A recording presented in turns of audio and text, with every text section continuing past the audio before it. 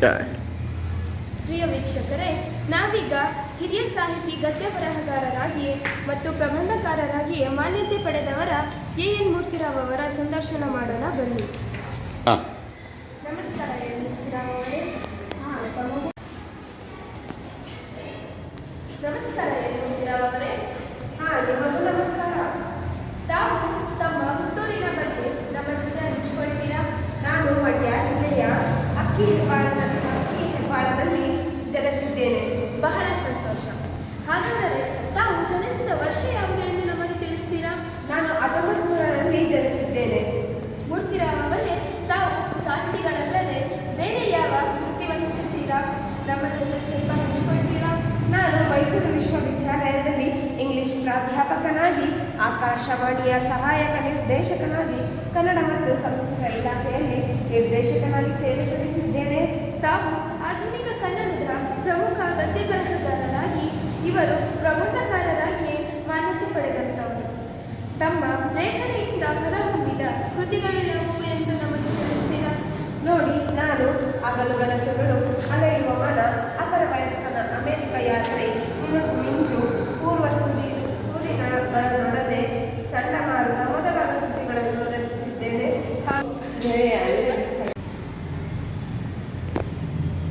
ಪೂರ್ವ ಸೂರ್ಯಗಳೊಡನೆ ಚಂಡಮಾರುತ ಮೊದಲಾದ ಕೃತಿಗಳನ್ನು ರಚಿಸಿದ್ದೇನೆ. ಹಾಗಾದರೆ ತಮ್ಮ ಇಷ್ಟೆಲ್ಲ ಸಾಹಿತ್ಯ ಕೃಷಿಗೆ ಯಾವ ಯಾವ ಪ್ರಶಸ್ತಿ ಪುರಸ್ಕಾರ ದೊರೆತಿವೆ ನಮ್ಮ ಜೊತೆ ಹಂಚಿಕೊಳ್ತೀರಾ? ನೋಡಿ, ನನ್ನ ಚಿತ್ರಪತ್ರಗಳು ಎಂಬ ಕೃತಿಗೆ ಪಪ್ಪ ಪ್ರಶಸ್ತಿ ಲಭಿಸಿದೆ. ಹಾಗೆ ಮೈಸೂರು ವಿಶ್ವವಿದ್ಯಾಲಯದ ಗೌರವ ಡಾಕ್ಟರ್ ಡಿ.ಲಿಟ್ ಪದವಿಯೂ ದೊರೆತಿದೆ. ಬಹಳ ಸಂತೋಷ. ಹಾಗಾದರೆ ತಾವು ಕನ್ನಡ ಸಾಹಿತ್ಯಕ್ಕೆ ಸಲ್ಲಿಸೇವೆಯನ್ನು ಗುರುತಿಸಿ ಯಾವ ಮಾನ್ಯತೆ ದೊರೆತಿದೆ ಎಂದು ಪರಿಚಯ ಮಾಡಿಸ್ತೀರಾ?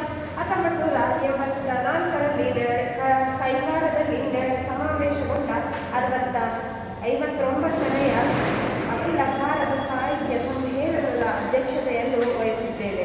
ಸಂತೋಷದ ವಿಚಾರ. ತಾವು ರಚಿಸಿದ ಸಮಗ್ರ ಲಲಿತ ಪ್ರಬಂಧಗಳು ಸಂಕಲನದಿಂದ 10ನೇ ತರಗತಿಯ ಪ್ರಥಮ ಭಾಷೆ ಕನ್ನಡ ಪಠ್ಯಪುಸ್ತಕದಲ್ಲಿ ವ್ಯಾಘ್ರಗೀತೆ ಎಂಬ ಗದ್ಯವನ್ನು ನಿಗದಿಪಡಿಸಲಾಗಿದೆ. ಈ ಗದ್ಯದ ಆಶಯವನ್ನು ನಮಗೆ ತಿಳಿಸ್ತೀರಾ? ಜೀವ ಜಗತ್ತು ವಿಸ್ತಾರವಾದದ್ದು, ವಿದ್ಯೆ ವೈವಿಧ್ಯಮಯವಾದದ್ದು. ಪರಿಸರದಲ್ಲಿ ಎಲ್ಲ ಪ್ರಾಣಿಗಳು ಬದುಕುವ ಹಕ್ಕಿದೆ. ಅವುಗಳು ನಿಸರ್ಗ ನಿಯಮಕ್ಕೆ ತಕ್ಕಂತೆ ಬಾಳುತ್ತವೆ.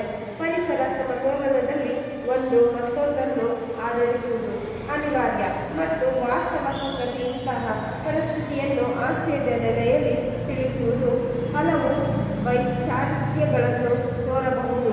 ಪ್ರಾಣಿಗಳಲ್ಲಿರುವ ಭಯ ಮತ್ತು ಸಹಜ ಜೀವನ ಧರ್ಮವಾಗಿಯೂ ತೋರಬಹುದು. ಅದರ ಮರ್ಮವನ್ನರಿತು ವ್ಯಕ್ತಿ ಕೌಶಲ್ಯದಿಂದ ಮೈಗೂಡಿಸಿ ಸಾಧಿಸಿರುವ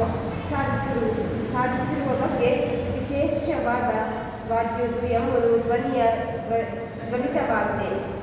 ಪ್ರಿಯ ವೀಕ್ಷಕರೇ, ಇಷ್ಟೊಂದು ನಮ್ಮ ಜೊತೆ ಸಂದರ್ಶನದಲ್ಲಿ ಭಾಗವಹಿಸಿದ ಎನ್ ಮೂರ್ತಿರಾವ್ ಅವರು ಹೃದಯಪೂರ್ವಕವಾಗಿ ಧನ್ಯವಾದಗಳನ್ನು ಸಲ್ಲಿಸೋಣ. ಧನ್ಯವಾದ ಮೂರ್ತಿರಾವ್ ಅವರೇ. ತಮಗೂ ಧನ್ಯವಾದಗಳು. ಇಷ್ಟೊತ್ತಿನವರೆಗೂ ನನಗೂ ಸಮಾವೇಶದಲ್ಲಿ ಅವಕಾಶ ಕೊಟ್ಟಿದ್ದೀರಿ. ಅದರಿಂದ ತಮಗೂ ಧನ್ಯವಾದಗಳು. ಧನ್ಯವಾದ. ಈಗ ನನ್ನ ಸ್ನೇಹಿತೆಯಾದ ನಿವೇದಿತಾ ಎನ್ ಮೂರ್ತಿರಾವ್ ಬರೆದಿರುವ ವ್ಯಾಘ್ರಗೀತೆಯನ್ನು ವಾಚಿಸುತ್ತಿದ್ದಾಳೆ.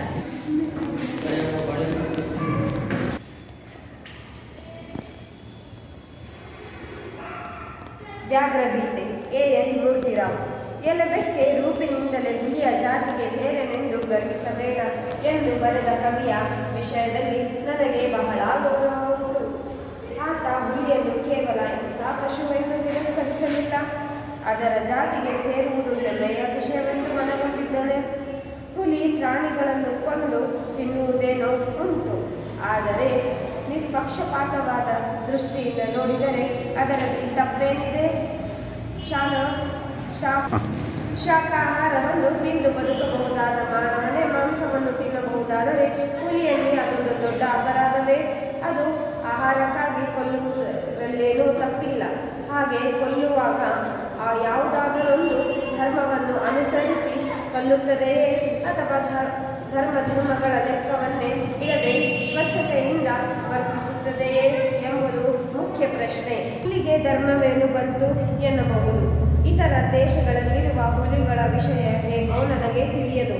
ಆದರೆ ಯಾವ ನಾಡಿನಲ್ಲಿ ಶ್ರೀರಾಮನಂಥ ದೊರೆಗಳ ಆಳಿದರೋ, ಭಗವದ್ಗೀತೆಯಂಥ ಗ್ರಂಥ ಉತ್ಪತ್ತಿಸಿಯೋ ಆ ಭರತ ಭೂಮಿಯಲ್ಲಿ ಹುಲಿಗಳಾದರೂ ಅರ್ಧ ಮಾತ್ರ ಅಧರ್ಮಕ್ಕೆ ಎಡೆ ಕೊಡುವುದುಂಟೆ. ಇತ್ತೀಚೆಗೆ ನನ್ನ ಬಂಧು ಕೃಷ್ಣಮೂರ್ತಿ ತನ್ನ ವಂಶದವರೊಬ್ಬರ ಅನುಭವದ ಕಥೆಯನ್ನು ಹೇಳಿದ. ಅದನ್ನು ಕೇಳಿ ಮೇಲೆ ನನಗೆ ಹುಲಿಯ ಧರ್ಮಶ್ರದ್ಧೆ ಅರಿವಾಯಿತು. ಕೃಷ್ಣಮೂರ್ತಿಯ ಅಜ್ಜಂದಿರು ತುಮಕೂರು ಜಿಲ್ಲೆಯ ಒಂದು ಹಳ್ಳಿಯವರು. ಅವರ ಹಿರಿಯರು ಸಣ್ಣದೊಂದು ಸಂಸ್ಥಾನದಲ್ಲಿ ಮಂತ್ರಿಯಾಗಿದ್ದು ತಮ್ಮ ರಾಜಭಕ್ತಿಗಾಗಿ ಹೆಸರು ಪಡೆದವರು.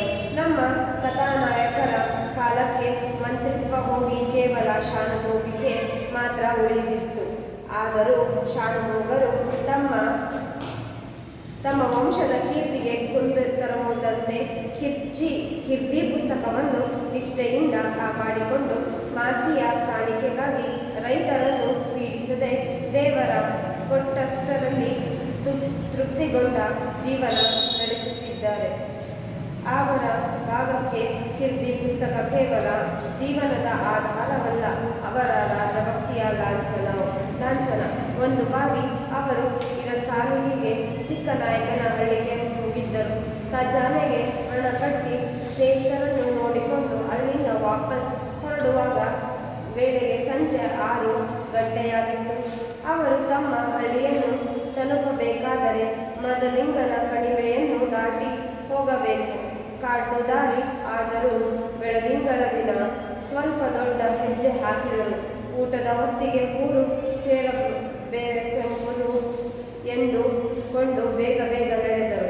ಆದರೂ ಕಣಿವೆಗೆ ಬರುವ ವೇಳೆಗೆ ಆಗಲೇ ರಾತ್ರಿ ಹೊತ್ತಾಗಿತ್ತು. ಹಸುವಿನ ಜೊತೆಗೆ ಭಯವೂ ಸೇರಿ ಅವರ ಕಾಲು ಮತ್ತಷ್ಟು ಚುರುಕಾಯಿತು.